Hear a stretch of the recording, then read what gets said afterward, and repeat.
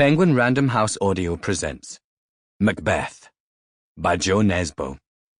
Read for you by Euan Morton. Part 1. Chapter 1. The shiny raindrop fell from the sky, through the darkness, toward the shivering lights of the port below. Cold, gusting northwesterlies drove the raindrop over the dried-up riverbed that divided the town lengthwise and the disused railway line that divided it diagonally. The four quadrants of the town were numbered clockwise. Beyond that, they had no name. No name the inhabitants remembered anyway. And if you met those same inhabitants a long way from home and asked them where they came from, they were likely to maintain they couldn't remember the name of the town either. The raindrop went from shiny to grey as it penetrated the soot and poison that lay like a constant lead of mist over the town, despite the fact that in recent years the factories had closed one after the other. Despite the fact that the unemployed could no longer afford to light their stoves. In spite of the capricious but stormy wind and the incessant rain that some claimed hadn't started to fall until the Second World War had been ended by 2 atom bombs a quarter of a century ago. In other words, around the time Kenneth was installed as police commissioner. From his office on the top floor of Police HQ, Chief Commissioner Kenneth had then misruled the town with an iron fist for 25 years, irrespective of who the mayor was and what he was or wasn't doing, or what the powers that be were saying or not saying over in Capitol, as the country's second largest and once most important industrial centre sank into a quagmire of corruption, bankruptcies, crime and chaos. 6 months ago, Chief Commissioner Kenneth had fallen from a chair in his summer house. 3 weeks later, he was dead. The funeral had been paid for by the town, a council decision made long ago that Kenneth himself had incidentally engineered. After a funeral worthy of a dictator, the council and mayor had brought in Duncan, a broad-browed bishop's son, and the head of organised crime in Capitol, as the new chief commissioner. And hope had been kindled among the city's inhabitants. It had been a surprising appointment because Duncan didn't come from the old school of politically pragmatic officers, but from the new generation of well-educated police administrators who supported reforms, transparency, modernisation and the fight against corruption, which the majority of the town's elected get-rich-quick politicians did not. And the inhabitants' hope that they now had an upright, honest and visionary chief commissioner who could drag the town up from the quagmire had been nourished by Duncan's replacement of the old guard at the top with his own hand-picked officers. Young, untarnished idealists who really wanted the town to become a better place to live. The wind carried the raindrop over District 4 West and the town's highest point. The radio tower on top of the studio where the lone, morally indignant voice of Hecate expressed the hope, leaving no R unrolled, that they finally had a saviour. While Kenneth had been alive, Hecate had been the sole person with the courage to openly criticise the Chief Commissioner and accuse him of some of the crimes he had committed.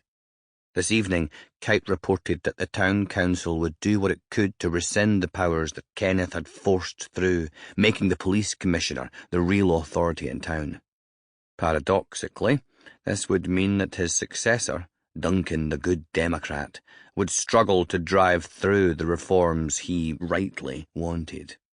Hecate also added that in the imminent mayoral elections it was Turtle, the sitting and therefore fattest mayor in the country, versus no one.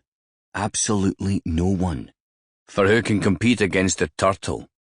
Turtle, with his shell of folksy joviality and unsullied morality, which all criticism bounces off.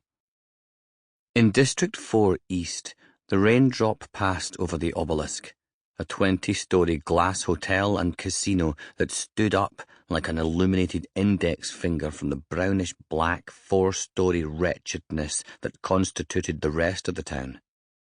It was a contradiction to many that the less industry and more unemployment there was, the more popular it had become among the inhabitants to gamble away money they didn't have at the town's 2 casinos.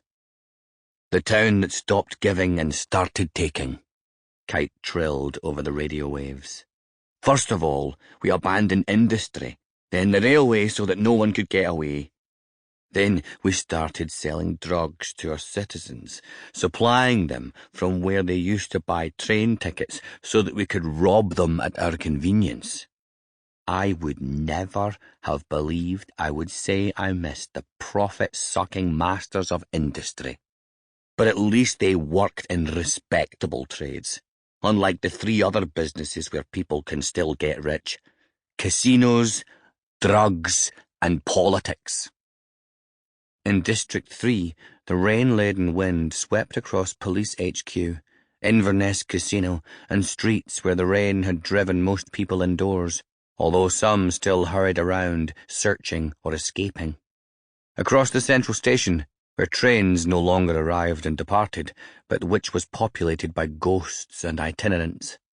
The ghosts of those, and their successors, who had once built this town with self-belief, a work ethic, God and their technology. The itinerants at the 24-hour dope market for brew, a ticket to heaven and certain hell. In District 2, the wind whistled in the chimneys of the town's 2 biggest, though recently closed, factories, Graven and Estex. They had both manufactured a metal alloy, but what it consisted of, not even those who had operated the furnaces could say for sure. Only that the Koreans had started making the same alloy cheaper. Perhaps it was the town's climate that made the decay visible, or perhaps it was imagination. Perhaps it was just the certainty of bankruptcy and ruin that made the silent, dead factories stand there like what Kite called capitalism's plundered cathedrals in a town of dropouts and disbelief. The rain drifted to the southeast, across streets of smashed street lamps, where jackals on the lookout huddled against walls, sheltering from the sky's endless precipitation, while their prey hurried toward light and greater safety.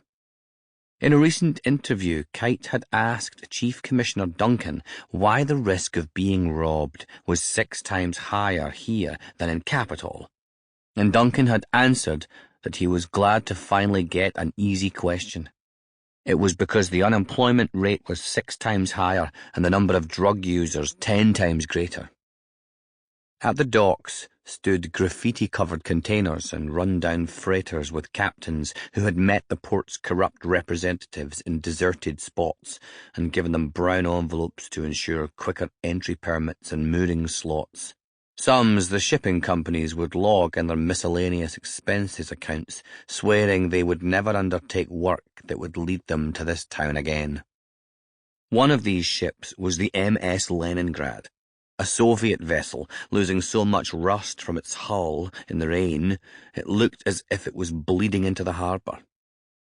The raindrop fell into a cone of light from a lamp on the roof of one 2-story timber building with a storeroom, an office, and a closed boxing club, continued down between the wall and a rusting hulk, and landed on a bull's horn. It followed the horn down to the motorbike helmet it was joined to, ran off the helmet, down the back of a leather jacket embroidered with Norse riders in Gothic letters, and to the seat of a red Indian Chief motorbike, and finally into the hub of its slowly revolving rear wheel, where as it was hurled out again it ceased to be a drop and became part of the polluted water of the town, of everything. Behind the red motorbike followed 11 others. They passed under one of the lamps on the wall of an unilluminated 2-story port building. The light from the lamp fell through the window of a shipping office on the 1st floor onto a hand resting on a poster. MS Glams seeks galley hand. The fingers were long and slim, like a concert pianist's, and the nails well manicured, even though the face was in shadow, preventing you from seeing the intense blue eyes, the resolute chin, the thin, miserly lips and nose shaped like an aggressive beak. The scar shone like a white shooting star. Sample complete. Ready to continue?